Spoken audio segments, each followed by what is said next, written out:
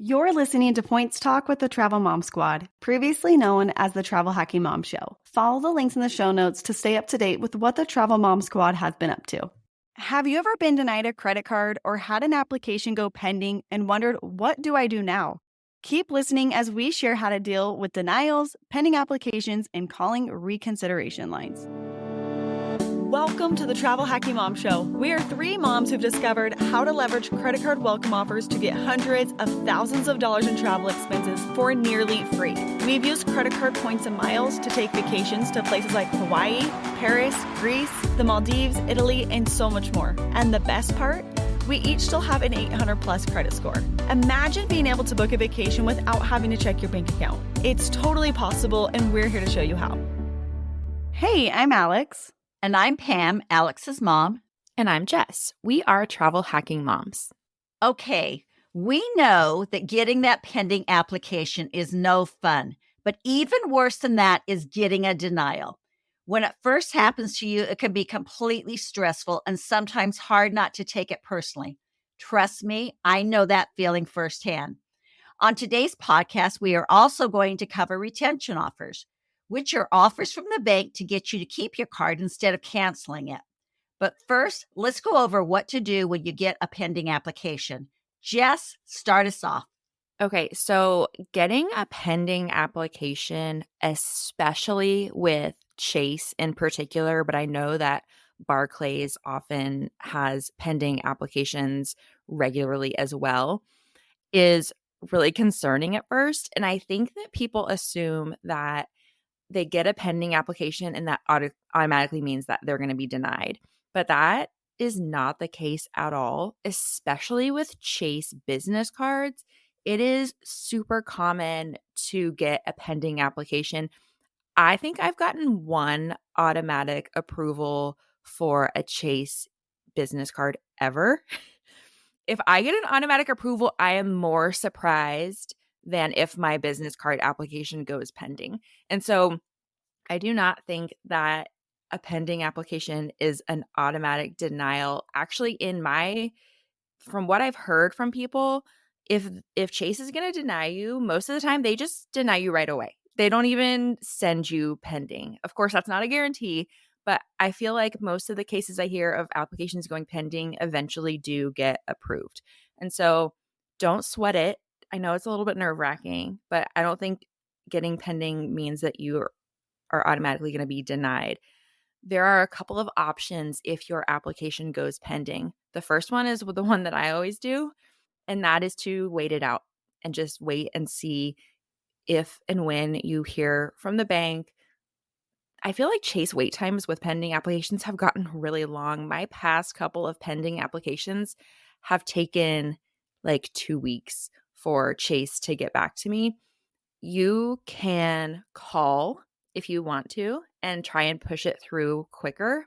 I personally do not do that because I have around 15 credit cards with Chase, and I do not want eyes on those accounts. And I don't want the person answering the phone to say, Miss Field, why do you need this card? You have 15 other cards with Chase. And so I prefer to just let it work its way through the system. Some people have no chill. And I normally don't have chill, but some people have no chill and they're like, no, I need to know right now. And so they will call in and try and get the online or the phone reps to go ahead and push that application through. Sometimes they can, sometimes they can't. Sometimes they tell you, hold on, we'll send you an email or we'll send you a letter in the mail. And so I think it kind of just depends on whether you're actually going to be able to get that approval pushed through. Chase does have an automated status line that you can call, and there's a personal line that you call if you apply for a personal card. There's a business line that you can call if you apply for a business card, and those will give you a message that says either you've been approved or your application is still pending, and you'll hear from us in 2 weeks or you'll hear from us in 7 to 10 days. I believe that the thinking is that if the automated status line says 2 weeks, that is an approval. And if the automated status line says 7 to 10 days, that is a denial. That has been true for me, but I don't know that is fact or if it's just people guessing. And so calling the automated status line is another option. And you always want to just keep an eye on your email for updates. If you do get approved, you will get an email from Chase that says, congrats on your new card. If you already have an account with Chase, you can also log into your account. And if you're approved, that card should show up in your account. That's assuming, if you have a personal account, your personal cards will show up there. If you have a business account, your business cards will show up there. And so you're not going to see any business cards in your personal account. But those are just a few tips that I have. Alex, I feel like yours have gone pending also. Yeah, I'm with you. I think my last application was auto approved, and that was unexpected. I was very happy to know right away that it was just automatically approved because, like you, that is very, very rare for me. Especially, I feel like with the co-branded, like a Southwest business card, a Hyatt business card, sometimes those are easier to get auto approved. Doesn't happen all the time, even with those. Whereas the ink business cards, especially, I think I've only gotten one auto approval. I think usually, more often than not, I'm getting a pending application. And I am like you in that I don't call them, but I also have no chill. And so I call the automated status line about every day to hear if there's been any update to my account. No, that's exactly what I do. And I'll call and it says 2 weeks. And I'm like, okay, it still says 2 weeks. And then the next day I'll call and I'm like, okay, it still says 2 weeks. And so yeah. What's really weird for me is, I think I've mentioned this before. I know you guys know that Chase just doesn't like Pam anymore. And I'm not sure what the deal is. I'm assuming that it's a velocity issue, that I just, for some reason, they just have decided that they've offered me all that they're going to offer. I'm not even getting, it says that it's in review, but then I hear nothing. I don't hear anything. Yes, no, anything. I have gone and done the reconsideration line, which we'll talk about in a little bit, and still nothing. But before that happened to me, often I would wait like you guys did, be chill about it. And then all of a sudden I just see it in my account, in my Chase account. And that was how I usually would find out that I was approved. And that was always, so exciting to see, but they hadn't really ever let me know it had been approved. It just suddenly showed up there. My husband still can get Chase cars, no problem there. And that's the same thing that happens with him. So it is definitely not unusual to have a pending application. That is the exact same thing that has happened for me with all of my business cards. I don't think I've been automatically approved for any of them. All right, Alex. So what about when the bank wants more information or to verify your business? So this is what's happened to me, I think twice now, where I have that pending application and then I hear from them that we need more information to verify you are who you say you are, or your business is a business. So what they will usually ask for, they'll send you an email or a letter in the mail, and they will ask you for a set of things. So for example, they might want the proof of your name, proof of the name of your business, proof of business address. They might want proof of your EIN. And if you applied using an EIN, then you'll have that information. You just send it on in. And the other thing that's nice too is they will, on that document, it'll give you examples of what you can send them for proof of address. So you can send a utility bill or a copy of your driver's license, different things like that. So I think people get these letters and they automatically stress, like, what in the world am I going to do? How am I going to verify this business, especially if it's a Facebook marketplace business? How am I going to verify this? But it's actually pretty easy to do that, especially if you, for example, if you have a Facebook marketplace business, it's very important that you apply using your social security number as your EIN and use your legal name as your business name. If you have an EIN for your Facebook Marketplace business, that's fine. Use that. But if you don't want to be making up a business name for your business, like Alex Payne Facebook sales. I wouldn't want to do that and then put my social. So as long as you put your social security number, it's going to be really easy to give, or as long as you put your legal name as your business name. We all have lots of documents to prove, your business address and your name very easily, as long as you use your legal name. Now, there was a time when one of my first business cards, I didn't know that. And so I applied with some made up name for my business, this was very, very early on. I used my social security number. I made up a name. They sent me that letter that I needed to verify my business. And I'm thinking, I have nothing that says the name of this business. This isn't not technically a real business.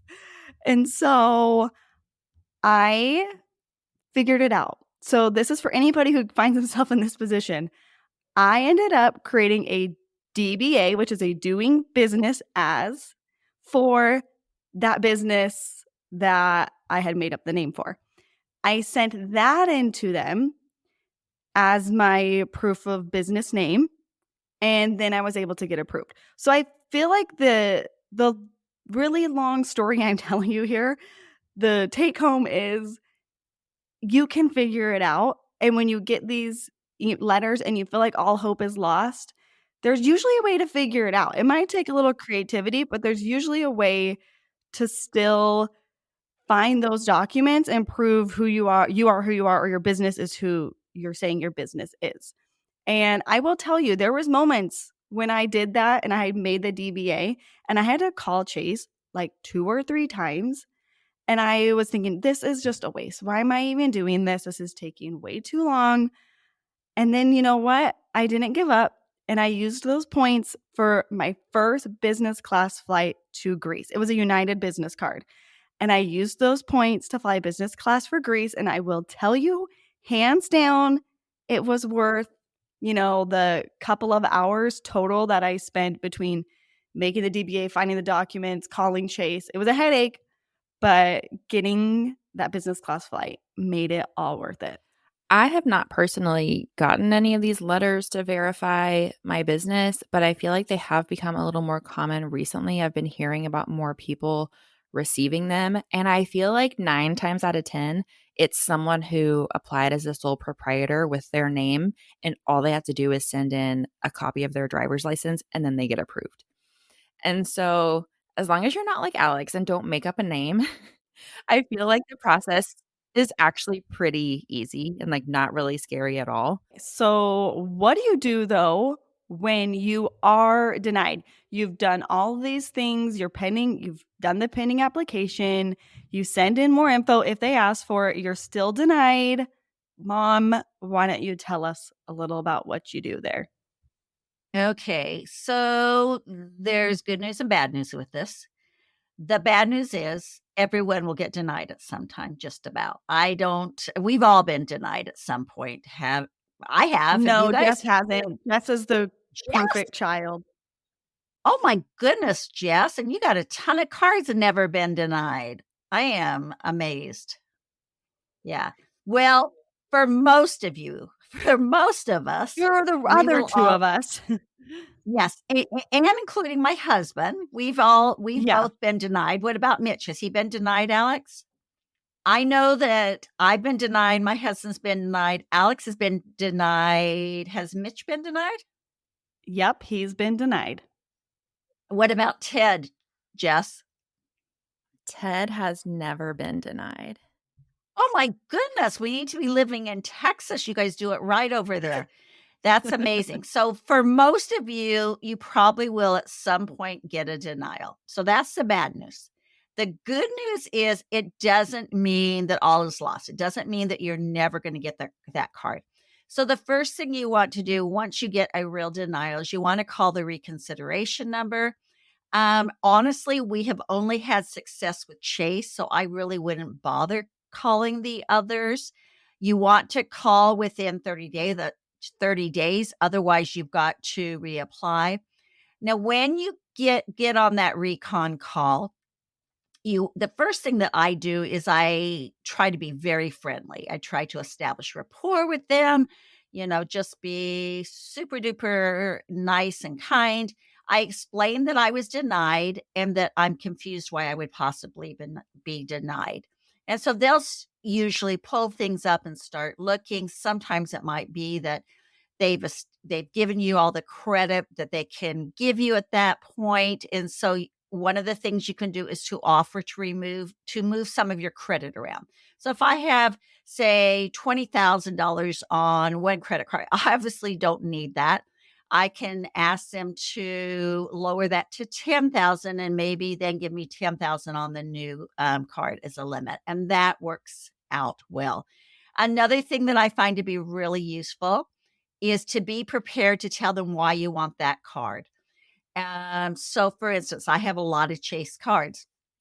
I recently applied for the Chase United Club card because we have some amazing United Club lounges that have been renovated in the Denver airport. And I wanted to make sure I always have access. And so I told them how great I think the renovations are, that I really want to have access to it, and that my other cards were not going to give me that, to try to sway them to do that. And sometimes all of that doesn't work and they push it through, or you get a denial. One thing that then you need to do, it's called HUCA, the abbreviations for hang up and call again. Get another rep. Try someone else. Maybe that particular rep isn't going to help you, but another one might be able to be the person that will do the trick for you. So that's really important. As far as when my husband has gotten a denial, he doesn't want to call and do that work. He doesn't want to call. And so what we will do is we will call and he will tell them who he is. He'll give them the information and he'll say, "Can my wife please talk to you? She's my secretary." And then I'm the one that will handle that for him. As I said earlier, I have had good success the recon calls with Chase until just recently. And so they don't like me. I'm not getting anywhere with that. So I am just taking a break from Chase for 6 months or so. Luckily, there are a lot of other cards I can open. I'm taking a break. I'm going to cancel a couple cards with them, and I'll try again in 6 months. So right now, Pam is not the luckiest person with Chase, but it is really unusual for this to happen. Just so you know that sometimes it might happen. You might just have to take a break. So Alex and Jess, what have been your experiences with Chase and the recon calls? Well, Jess has never had to make one because she's the golden child. But I have had to call the reconsideration line. And one time, sometimes what can mess you up too is if you your income amounts, if those vary between your last applications, then they could kind of raise a red flag for them.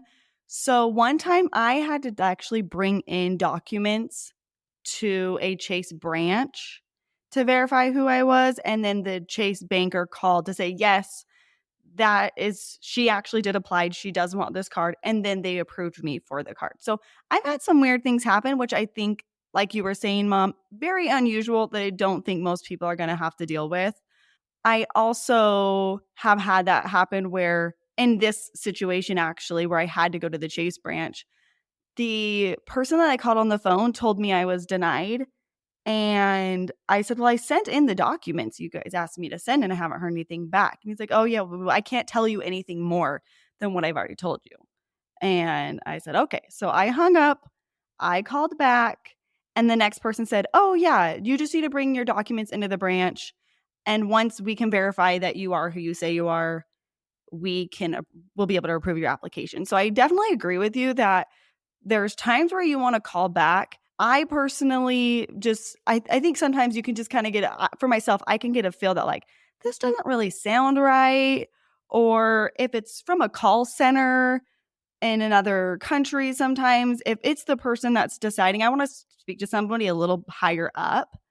And so that's something to kind of keep in mind, like you said, just to try to call back and ask to speak with somebody else, like a supervisor or something. So moving on, let's mom and we will share cards we've been denied for. And Jess, she has some other stuff to contribute as well. But first of all, I have been denied for a Capital One venture card. This was years ago. I haven't even reapplied for it because I was later approved for the Venture X and the Venture X business. So I still someday can get the Capital One Venture card. I've also been denied for a City Premier card. I've never had that card either. I think I've tried for that card twice.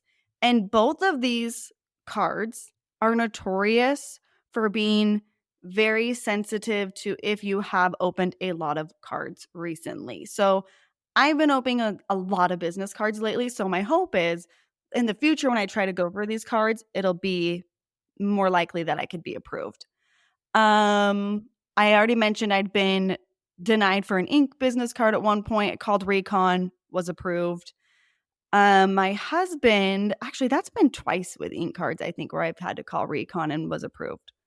But the one that I just called and I didn't have to go into the branch was so easy. They just asked, what do you need the card for and what's your business? Super easy and took me maybe 5 minutes and I was approved. My husband has been denied for a City Premier as well and a Venture X. So he has the regular Capital One Venture card and the Venture X business. In another 6 months or so, I'll probably try to get him a Venture X personal card. What about you, Mom? Well, I think the first card I was denied for was the Capital One Venture X card. I had the Venture card, and I was really bugged. And so if some of you take it personally, yeah, we take it personally sometimes. I was really irritated though because I had money in their bank.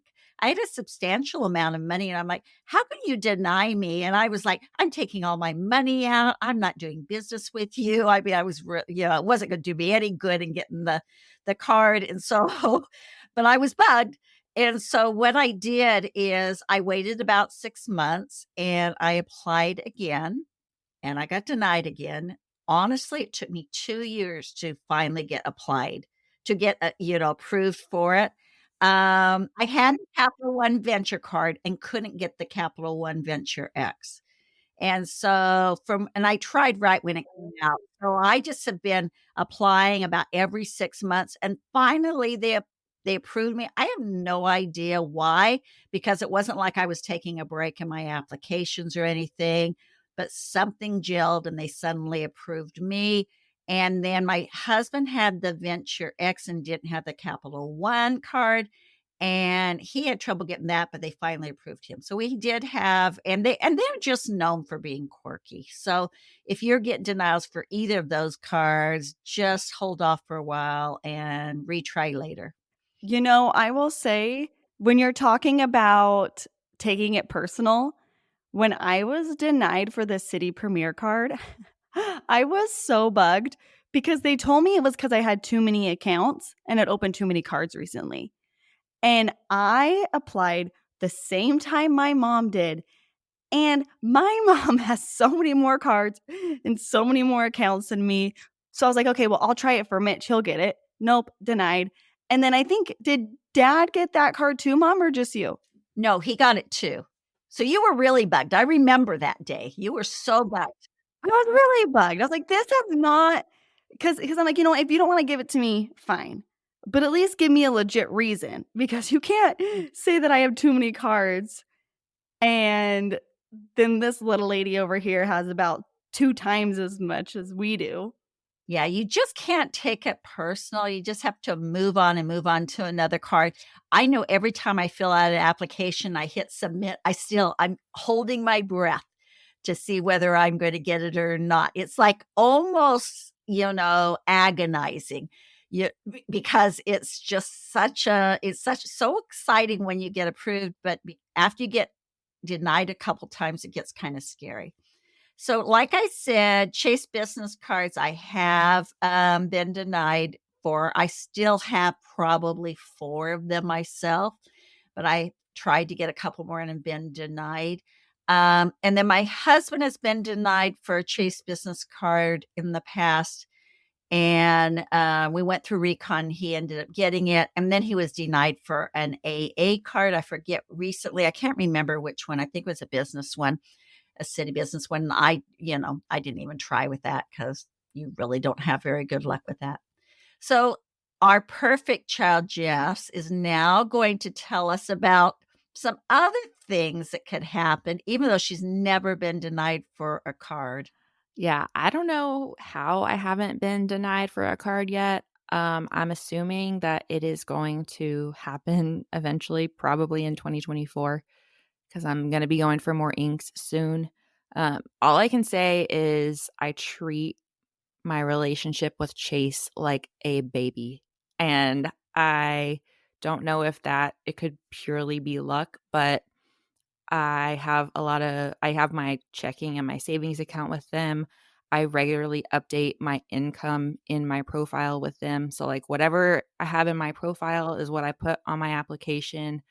I am regularly evaluating how much credit I have with them and adjusting it and like closing cards or lowering my credit if I'm getting close to the limit. I've heard that Chase will only extend 50% of your income in credit. So, like, if I'm getting near that 50%, I'll close a card or lower my credit limits. I really try not to close a lot of Chase cards because I value my relationship with them a lot. And so, if lowering my credit limits is an option, I do that. But again, it's probably mostly luck. I know with Capital One and Citi, it's luck for sure because I don't really have any sort of relationship with them outside of their credit cards.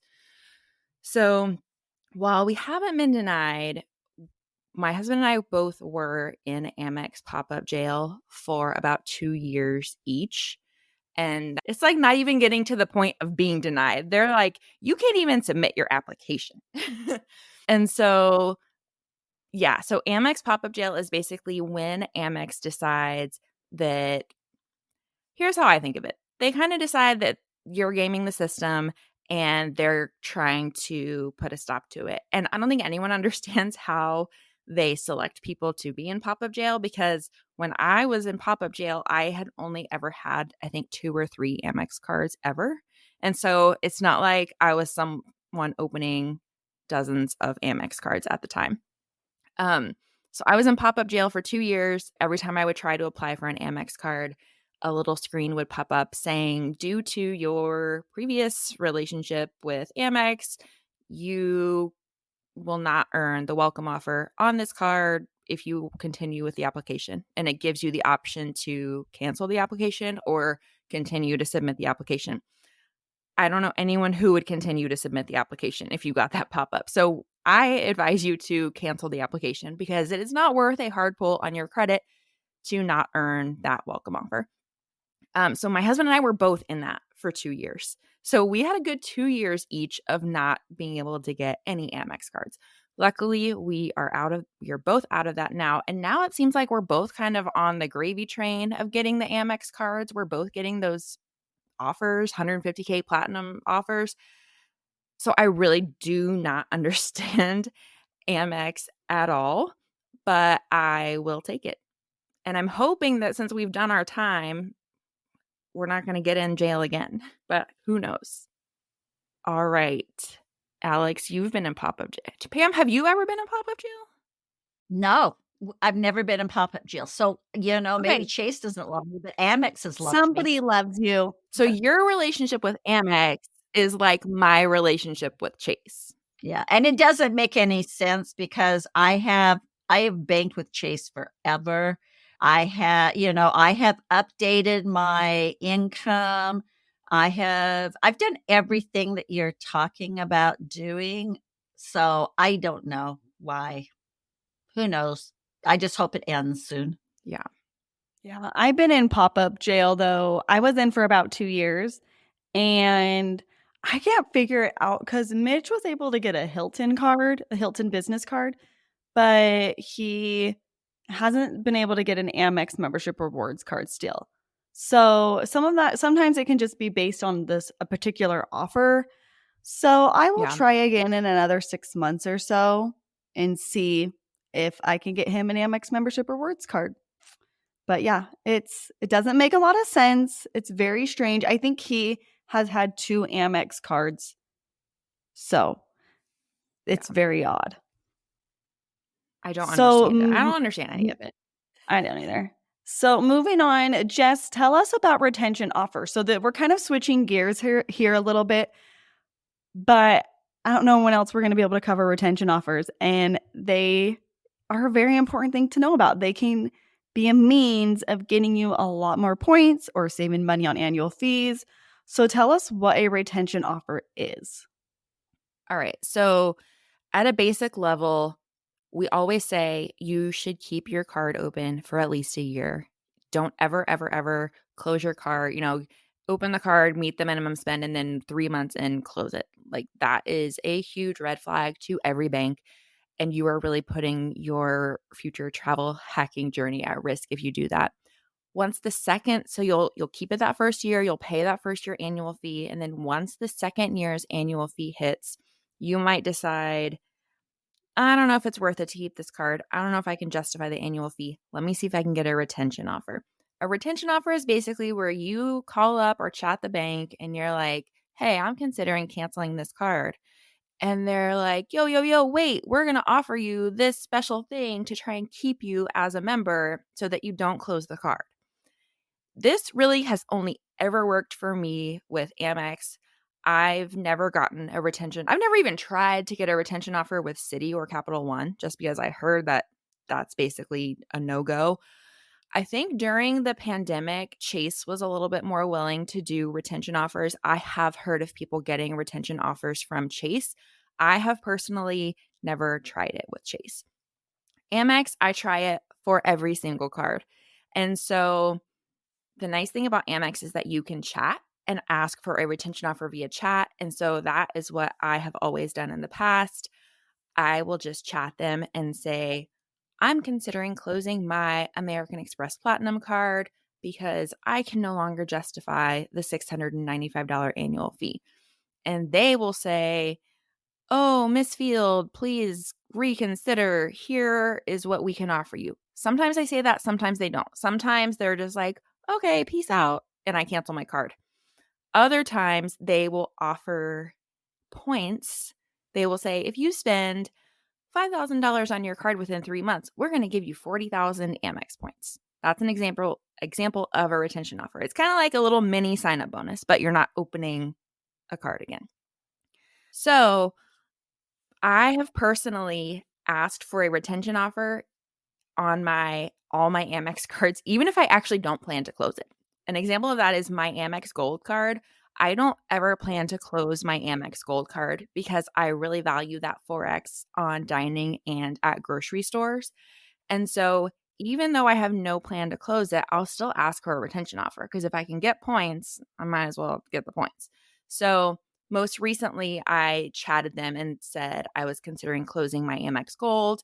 And they said if I spent $2,000 in 3 months, they would give me 15,000 Amex points. For me, that was a no-brainer to accept it because I was going to keep the card anyways. But if you legitimately are thinking about closing a card, it's a little bit of a tougher call, and you will have to decide whether that retention offer is worth it to pay that annual fee for another year. What about you, Alex? What are some examples of retention offers you've gotten? Lately I haven't been very good at chatting with Amex about retention offers because for example, my Amex Gold, I know I'm keeping the card, so I don't even pay attention to when the annual fee time comes up, which I know it's not a huge deal. Like you can still message them if it's probably around that time sometime. But good reminder for me to chat with them next time because I would gladly take 15,000 points for $2,000 of spending. But I have the cards that I tend to remember to do them for are my Amex Myriad cards. I think because I've had those cards for a long time. I have just the Amex Bonvoy card, which they don't offer anymore. It's the old SPG card, and the Amex Bonvoy business card. And I've had them for a very, very long time. And so I just, for some reason, I remember I'm in the habit of checking those cards. The last time wasn't offered anything, but these aren't cards I'm even considering getting rid of because I value the free night certificate I get with them each year. We always use those for travel when we're going down to like my kids' soccer tournaments. We usually stay at like a Spring Hill Suites or Residence Inn or something like that. And I get a lot of value out of them. But I have in the past, I know one of the times, I believe I got 40,000 points for spending like $2,000 or $3,000 on the card. This was a couple of years ago, so I don't know if they're quite this generous anymore. What they've offered me in the past too is like, we'll give you, X amount of dollars, like $150 if you spend this amount of money. And you can chat with them and say, oh, is there an option to be awarded points instead of money? Because, I would value 40,000 points a lot more than $150. So, I mean, that's just an example. I don't remember exactly what they offered me, but the points offer was much better than the cash back they were going to give me. So I definitely did that one. The only one I've done was Chase, was during the pandemic, and it was for the Sapphire Preferred. I think I got like $50 back on my annual fee, but I wouldn't expect them to offer that as a normal thing. I feel like that was just related to the pandemic, but I have heard of people. A friend of ours recently posted on Instagram that she got like a retention offer on one of her Southwest cards. So I think they gave her money back towards her annual fee. It wasn't like she got points, but you just never really know. And I think it's a lot easier to, play the game of retention offers if you're already considering closing the card, because then you can just do it in all one call. You're like, okay, this isn't a good offer. I'm getting rid of this card. When you're planning on keeping the card, that's when sometimes I forget to do it because it's just another thing to do. But it can really pay off. So what about you, Mom? Well, I think this has been really good information for me because I have been doing it exactly like you. If I plan to keep the card, I usually don't ask for it, but I'm going to start doing it because, it's just free points or free credits or whatever. And it's just kind of silly that I haven't done it. Now, I have done it just on the American Express cards. For me, it's been the American Express Platinum card or the American Express Platinum Business or the American Express Platinum Gold Business. I remember I did take a $300 credit on an Amex Platinum one time for spending $3,000.